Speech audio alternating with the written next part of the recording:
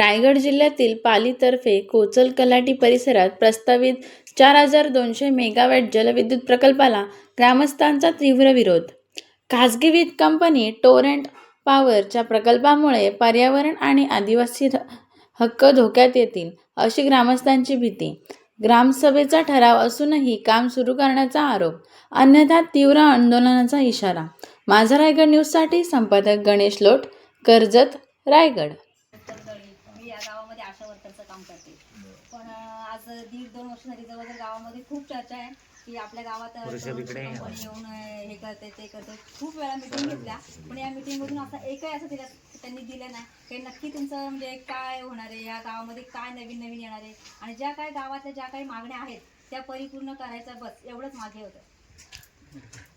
प्रस्तावित करायचं आहे त्या बाबतीत आता घडामोडी पुढे चाललेलं आहे. आपण जी चर्चा प्रत्येक मीटिंगमध्ये करत आहोत त्या चर्चेला आता कुठेतरी प्रशासनाकडे आहे. तर आपण आपले पुढचे धोरण आपण आखलेलं आहे की जोपर्यंत आपल्याला ह्या प्रकल्पातून जी पारदर्शकतेमध्ये फक्त रोजगार हे नसणार करत आहोत.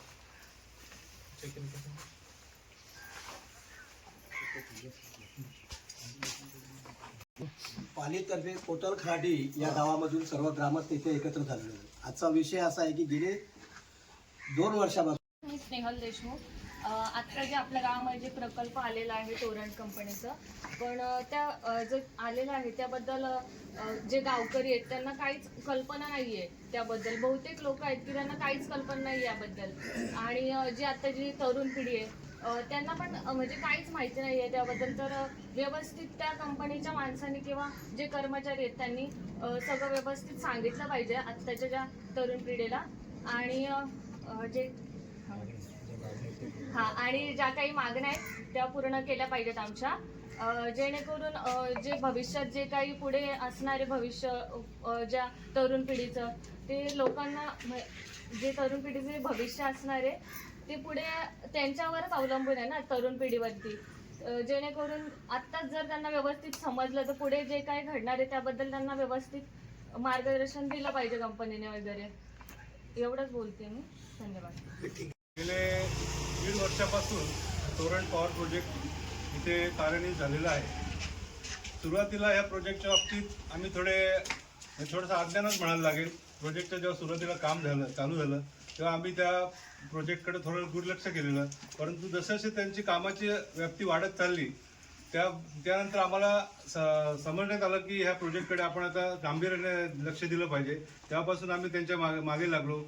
कंपनी बरोबर आमच्या बऱ्याचशा गावसभा आणि ग्रामसभा झाल्या. त्या ग्रामसभेमध्ये कंपनीच्या अधिकाऱ्यांनी आम्हाला बरंच काही असे आश्वासनं दिली का तुमचे हे जे मागण्या आहेत का मुद्दे आहेत ते आम्ही मान्य करू. ॲक्च्युली ह्या मागण्या हा शब्द चुकीचा आहे. हा आमचा हक्क आहे. आम्ही ह्या जर एखादा प्रोजेक्ट एखाद्या ग्रामीण भागामध्ये कुठे जेव्हा मंजूर होतो तर त्या गावाच्या ज्या गरजा असतात, ज्या काही मूलभूत सुविधा असतात त्या कंपनीने त्यांना देणं जरुरीचं असतं. त्या हिशोबाने आम्ही त्यांच्याकडे त्या त्यांच्याशी करत गेलो. प्रत्येक मिटिंगला आम्हाला ते शब्द देत गेले, ठीक आहे तुमचे हे मुद्दे मान्य करतो, हे मान्य करतो. जेव्हा त्यांच्या मशीन्स आमच्या पालीगावामध्ये आल्या, इथे उतरवल्या, शिवमंदिरच्या बाजूला उतरवण्यात आल्या, तेव्हा आम्ही त्यांना सांगितलं की आमच्या जोपर्यंत आता मागण्या मान्य होत नाहीत तोपर्यंत त्या मशीन्स इथून हलवायचे नाहीत. हे सगळे ह्या बाबतीत पण आमच्या 4-5 ग्रामसभा झालेल्या, त्यात काही निष्पन्न झालं नाही. शेवटी आपल्या प्रशासनाचे जे प्रमुख अधिकारी माननीय तहसीलदार साहेब इथे त्याशी आलेले 3 दिवसापूर्वी आलेले आणि त्यांनी आणि आम्ही आणि कंपनीचं मॅनेजमेंट ह्यामध्ये आम्ही चर्चा केली. ह्या चर्चेतनं बरेचसे मुद्दे आम्ही फायनली डिस्कस केले आणि कंपनीने तेव्हा आम्हाला तत्त्वतः मान्यता दिली, ठीक आहे तुमचे हे मुद्दे आम्ही मान्य करतो. आणि त्याच्या बदल्यात आम्ही त्यांना काही मशिनरी आम्ही नेण्याची परमिशन दिली. आणि तेव्हा त्यांनी आम्हाला असा शब्द दिला की दुसऱ्या दिवशी आपण जाऊन तहसीलदारांबरोबर हे तुमचे मुद्दे आहेत हे आपण फायनल तिथे करून टाकू आणि त्याचं ॲफिडेव्हिट करू. परंतु जेव्हा दुसऱ्या दिवशी आम्ही आमचं ग्रामस्थ मंडळ तिथे गेलं, तहसीलदार, ग्रामस्थ आणि जेव्हा कंपनी मॅनेजमेंट आम्ही बसलो, जवळजवळ 4 तासाच्या प्रदीर्घ चर्चेनंतर त्यांनी आम्हाला ह्या ज्या मागण्या आहेत ह्या आम्हाला लिहून देण्यास, ॲफिडेव्हिट करून देण्यास पूर्णपणे नकार दिला. आणि तेव्हा आमचं म्हणजे आमचं सगळ्यांचं खरोखर मनोदर खचलं गेलं का एवढ्या दिवस आपण ह्या कंपनीला एवढं सहकार्य करतोय आणि आता आम्हाला शेवटच्या क्षणाला त्यांनी आम्हाला हे केलं, डावळलं. तेव्हापासून आम्ही सर्वांनी ठरवलंय की ह्या प्रोजेक्टचा आता ग्रामस्थ पूर्णपणे तीव्र निषेध करणार आणि त्या संदर्भात आम्ही आज ही मीटिंग आयोजित केलेली आहे. धन्यवाद. ग्रामस्थांचा तोरण कंपनीला पाली ग्रामस्थांचा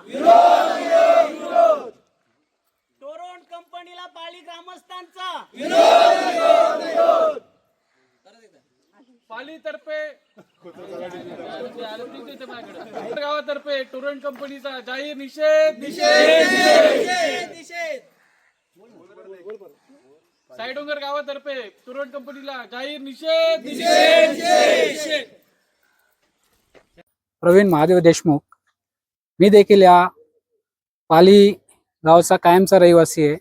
येथे टोरंट ही जी खाजगी पॉवर कंपनी आहे तिने आमच्या साई डोंगर या हद्दीत त्यांचा प्रकल्प उभारण्याचा प्रस्ताव मांडलेला आहे, पण अद्यापपर्यंत या कंपनीकडून कोणतीही पारदर्शकपणे माहिती आमच्या पाली ग्रामस्थांना किंवा आमच्या ग्रामसभेसमोर त्यांनी मांडली नाहीये.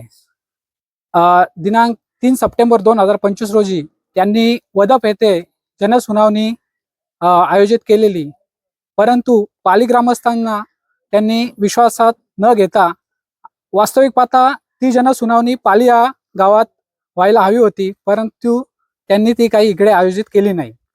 तर या पार्श्वभूमीवर आमच्या पाली ग्रामस्थांतर्फे आम्ही टोरंट कंपनीचा जाहीर निषेध करत आहे. धन्यवाद. प्रशासनाने तुम्हाला काही मदत केली की नाही या संदर्भामध्ये? याच्यावरती काय सांगाल प्रशासनाच्या बाबतीत?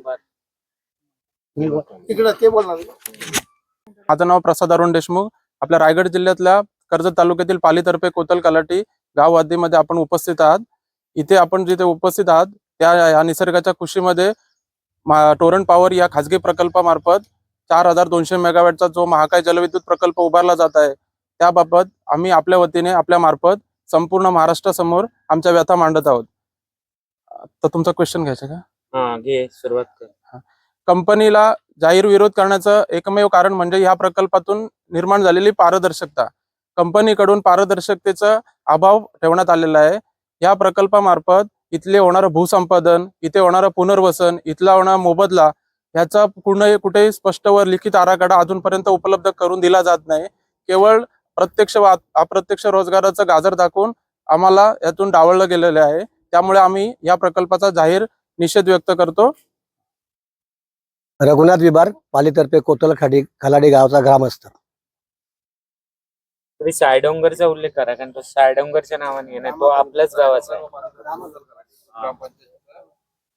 नमस्कार. रघुनाथ गणपत विभार, साईडोंगर आणि पालीतर्फे कोतल खलाडी गावाचा ग्रामस्थ.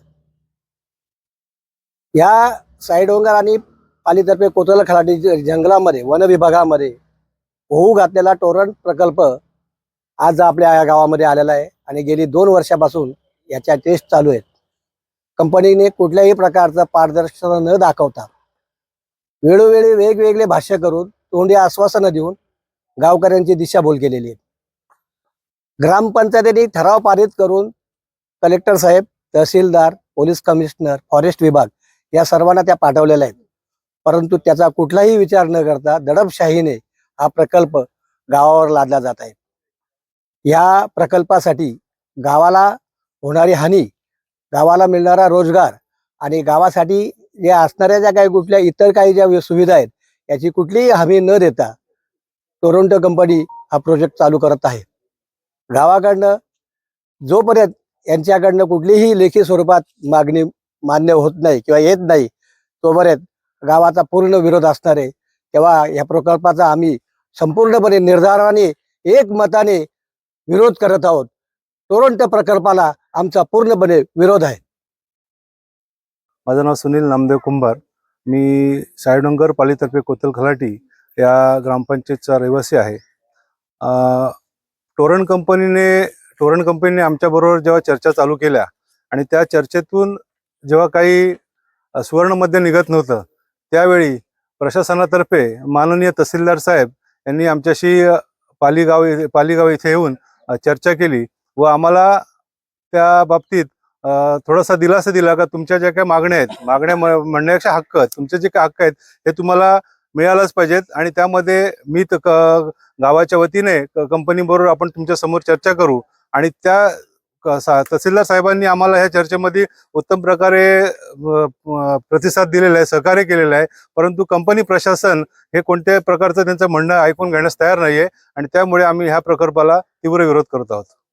आता तुमचं पुढचं म्हणणे काय नेमकं, प्रशासनाने तुमच्यासाठी काय करायला पाहिजे याबद्दल नेमकं काय सांगाल? प्रशासनाने आम्हाला आमचं एवढंच म्हणणं आहे का प्रशासनाने आता आमचे जे काही मुद्दे आहेत ते प्रशासनाने ह्या कंपनी आणि आमच्यामधलं सुवर्ण मध्य गाठून ते आमच्या ज्या मागण्या आहेत त्या मान्य करून आम्हाला त्या लेखी स्वरूपात द्यावा, एवढंच आमचं ग्रामस्थांचं म्हणणं आहे. त्यांनी लेखी स्वरूपात नाही दिलं तर पुढची भूमिका ग्रामस्थांची काय असणार आहे नेमकी? जर त्यांनी लेखी स्वरूपात आम्हाला हे दिलं नाही तर आमचं सगळं ग्रामस्थांनी ठरलेलं आहे की ह्या प्रकल्पाला पूर्णपणे तीव्र विरोध करणे. ओके.